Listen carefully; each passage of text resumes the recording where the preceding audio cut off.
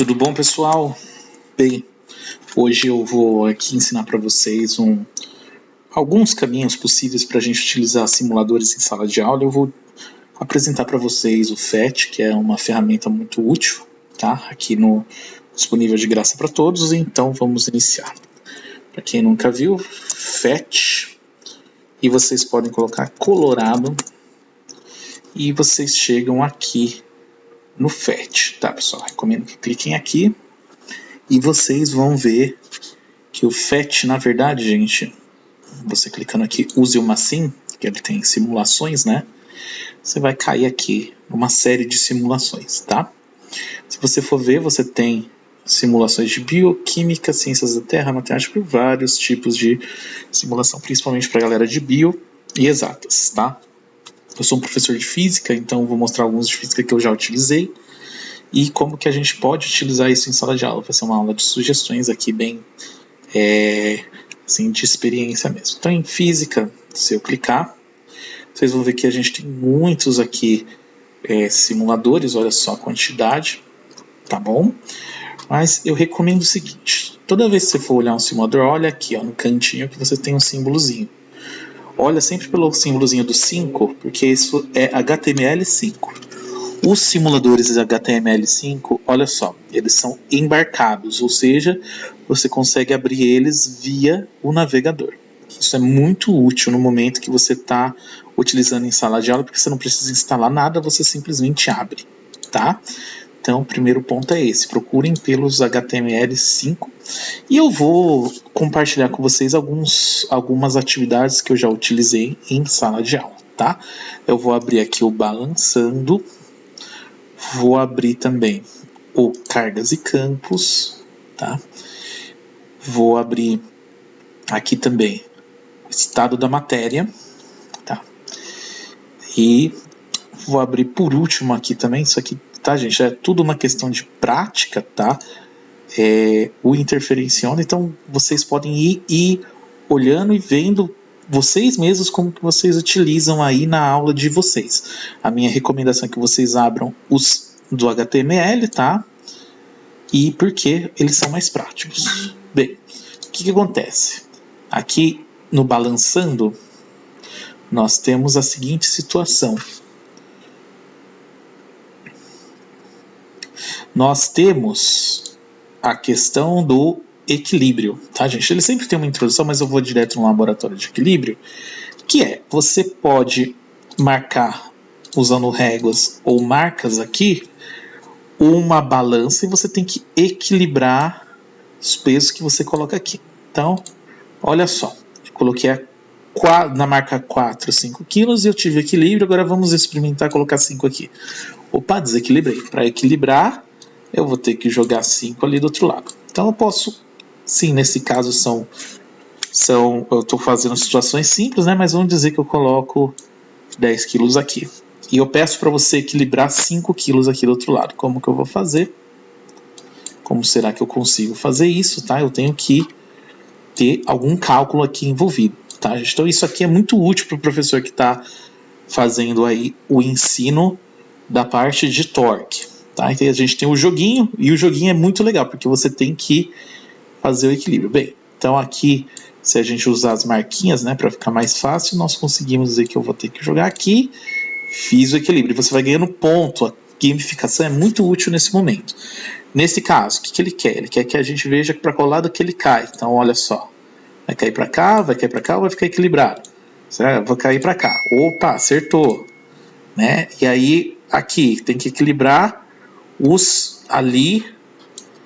5 quilos. Então, olha só, equilibrei e assim por diante. Tá, pessoal? É um joguinho, e aí ele, óbvio, vai ficando mais difícil, tá? Nesse caso, ó, qual é a massa? O que acontece? Eu vou jogando até equilibrar. Opa, olha só, consegui equilibrar aqui. Então, a massa ali deve ser 15, né? Vamos lá, 15 quilos. Pô, acertei. E assim por diante, pessoal. Aí você, ó, vamos só finalizar esse para ver para que lado vai. Eu acho que vai para esse lado, né? Então, olha só. O último, então a gente tem que equilibrar, vamos jogando até ele equilibrar. Ó, tá pesado o negócio ali, né? Vamos ver se jogar no 8. Pá, o 8 foi muito, né? Vamos no 6. Opa, equilibrei. Então, pelo jeito, isso aqui, ó, eu equilibrei 10 ali. Então, o que acontece? 6 vezes 10 dá 60. 3 vezes o que dá 60? 3 vezes 20 dá 60. Eu estou usando aqui a questão do torque para resolver o meu problema. E eu resolvi. Ótimo. Agora, recebi estrelinha. Você pode criar um jogo com seus alunos. Muito legal, né? Muito bom. Agora vamos aqui para cargas e campos. Cargas e campos, pessoal, o que acontece? Você tem agora a situação aí de um joguinho que ele é mais analítico, né? Eu posso jogar aqui, ó, as minhas cargas e aparece campo elétrico em torno dele, e aqui eu jogo o sensorzinho. Então eu posso mostrar para os meus alunos que o campo ele vai variando de certa forma, e de acordo com o que eu vou colocando aqui, vai ficando uma figura complexa, né? E olha só que interessante, aqui eu posso colocar a medida do potencial elétrico, e se eu clico nesse botãozinho, aparecem essas minhas linhazinhas, e olha que interessante, eu vou jogando uma linha aqui, outra aqui, essas são linhas de potencial, então todos os pontos nessa linha tem o potencial elétrico igual, né? Deixa eu jogar esse carinha aqui, eu posso ir jogando e mapeando o potencial elétrico, e depois que eu mapeei bastante, pessoal, o que eu posso pensar? Eu posso pensar em fazer uma analogia entre isso aqui e a gente pode pensar nos mapas geológicos, tá? E o que acontece, gente? É muito parecido o mapa geológico, tá? Com isso, com aquilo ali que a gente mostrou, tá? A gente está fazendo uma coisa muito parecida com o mapa topográfico, tá? Então olha só, essa figura aqui que aparece aqui, né, que se eu for e abrir uma imagem maior e observar, é muito parecida, né, com a figura que mostrou aqui. Eu posso fazer uma analogia entre essa figura e a outra e conseguir fazer uma analogia mecânica. É muito interessante isso para carga, tá bom? No Estados da Matéria, pessoal, um dos meus favoritos, ele já é mais direto, né? Uma coisa mais direta. Você consegue observar aqui, ó, as diferentes formas aqui de substância, tá? Você pode mudar as substâncias e eu posso colocar, ó, sólido, líquido e gasoso. Fazer uma discussão com os alunos, o que acontece quando eu aqueço, quando eu resfrio, tá? Então vamos pegar aqui a questão do argônio, ó, e vamos aumentar a temperatura desse cara, tá? Olha o que aconteceu com as moléculas. Aí eu vou aumentando mais, vou aumentando. Ó, chega uma hora que olha o que aconteceu com as moléculas, né? Essa discussão pode ser feita dessa forma. Você também pode aqui fazer uma variação de aumentar a pressão, né?